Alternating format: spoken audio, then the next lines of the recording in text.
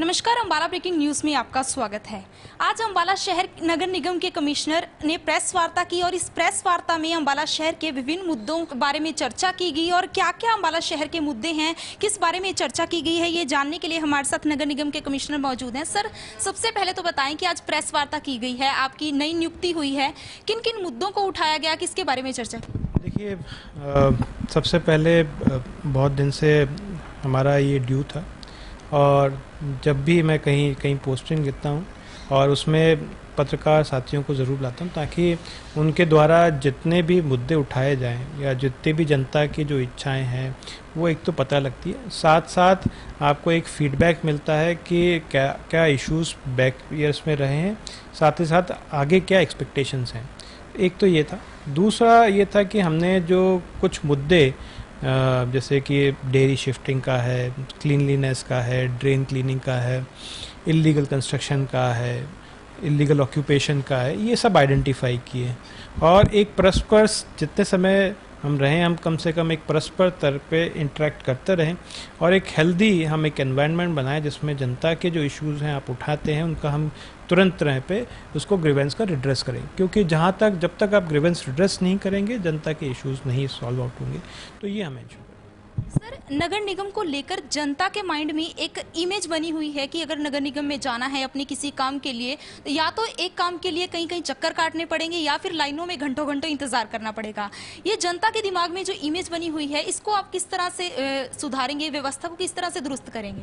देखिए, जितना भी मैंने भी हमारे भी संज्ञान में आया कि बहुत सारी चीज़ों के लिए जनता को नगर निगम कार्यालय तक आना चाहिए आते, तो इसमें हमने अभी थोड़ी देर पहले हमने मीटिंग भी की और इसमें हमारी जितनी भी सुविधाएं हैं उसको ऑनलाइन करने के लिए कहा है और ऑनलाइन के द्वारा जितने भी हमारी सरल के ऊपर पोर्टल के ऊपर सुविधाएं हैं उनको टाइम बाउंड मैनर में उनको लोगों तक पहुंचाने के लिए, चाहे वो एनडीसी के मामले में हो, चाहे कोई और भी सर्टिफिकेट्स के मामले में, मैरिज सर्टिफिकेट्स के बारे में, सारी तरह पे सुनिश्चित तरीके से क्या एक अपॉइंटमेंट सिस्टम भी हम उसमें करना चाहेंगे जिसमें कि लोगों को समय एक फिक्स किया जाए जिसमें कि उनका जितने भी हियरिंग है वो देके उनको किया जाए।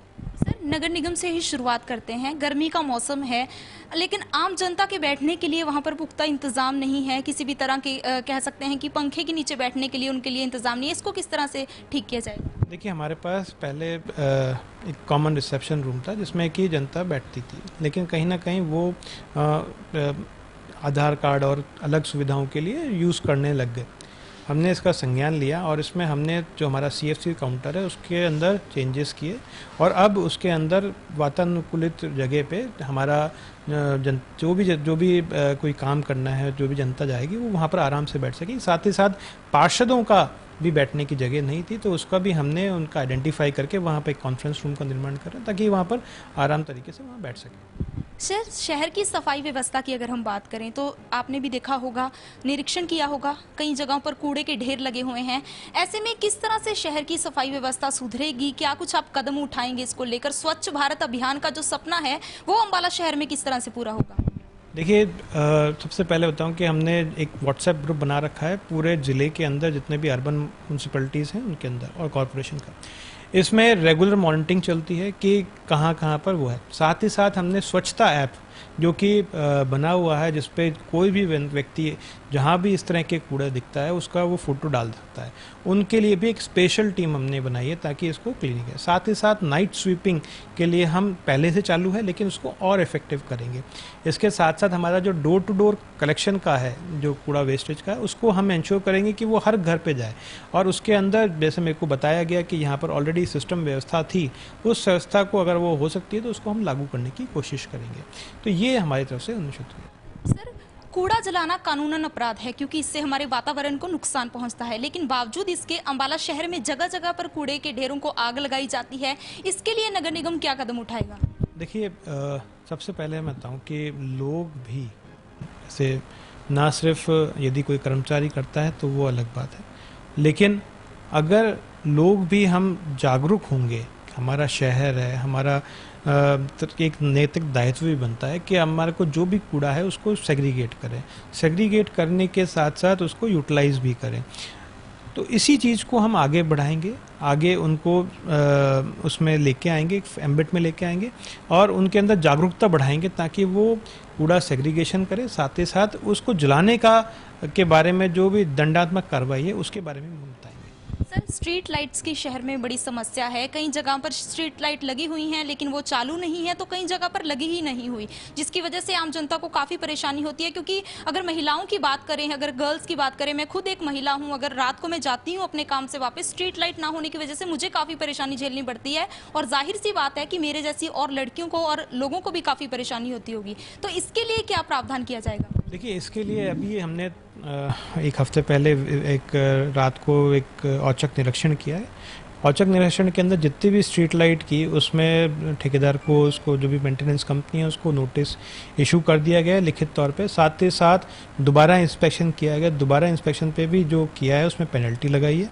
तीसरी बात कि जो भी कंपनी इसको कर रही है उसको हमने इंश्योर कर रहे हैं। कहीं ना कहीं इसको मैं चाहूँगा कि जनप्रतिनिधि भी हमारे को सूचना दें कि कहीं पर भी इस तरह की मेंटेनेंस में कोई दिक्कत आ रही है तो करेंगे। साथ ही साथ हमने नारायणगढ़ और क्या नाम बोलते हैं अर्बन लोकल बॉडीज़ और भी हैं जो, और बराड़ा है, वहाँ पर भी हम मेंटेनेंस का काम करवाएंगे। सर, एनडीसी को लेकर भी लोगों को काफ़ी समस्या आ रही है, इसका सॉल्यूशन करने के लिए क्या कुछ सोचा गया है? देखिए, एनडीसी का हमारा सारा काम हो चुका है।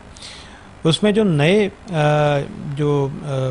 हाउसेस यूनिट्स आई हैं उन यूनिट्स को हमने ग्राउंड ट्रूथिंग हो चुकी है। जो इनकम्प्लीट रह गई है, जो थोड़ा बहुत 1-2% इनकम्प्लीट रह गई है, उसको भी हम एक 10 दिन के अंदर हमने 10 बंदों की एक टीम बुलाई है जो कि सभी यूएलबीज़ के अंदर कंप्लीट करवाएगी और उसका जो डेटा है उसको एनडीसी पोर्टल पर डालेगी ताकि कोई भी तरह की जैसे कि ग्रीवेंस है उसको हम कंप्लीटली निकालते हुए करवाएंगे।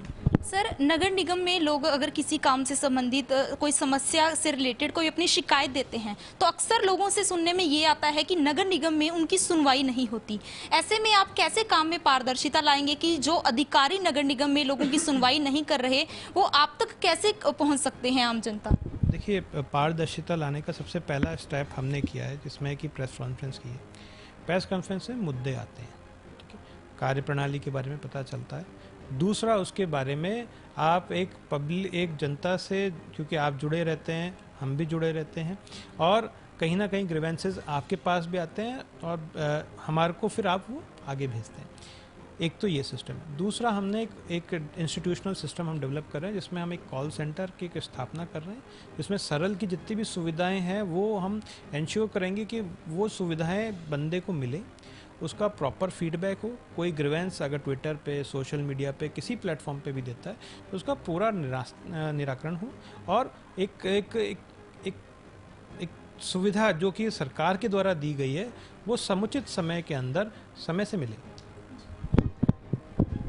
तो ये है नगर निगम के कमिश्नर जिन्होंने आज अंबाला शहर के विभिन्न मुद्दों को लेकर प्रेस वार्ता की और इस प्रेस वार्ता में लोगों की समस्याओं से जुड़े मुद्दों को रखा गया और उनके समाधान का भी आश्वासन दिया है। बहरहाल आने वाले समय में देखना ये होगा कि अंबाला शहर के नवनियुक्त कमिश्नर किस तरह से लोगों की समस्या का समाधान करते हैं। तब तक आप जुड़े रहिए हमारे साथ, हमारे Facebook page Ambala breaking news पर और हमें यूट्यूब पर भी सब्सक्राइब करें और अपने फोन स्क्रीन पर डेली अपडेट्स पाने के लिए प्ले स्टोर से हमारी ऐप को डाउनलोड करना ना भूलें। मास्क है तो जिंदगी है, इसलिए मास्क पहनिए और देखते रहिए अंबाला ब्रेकिंग न्यूज़।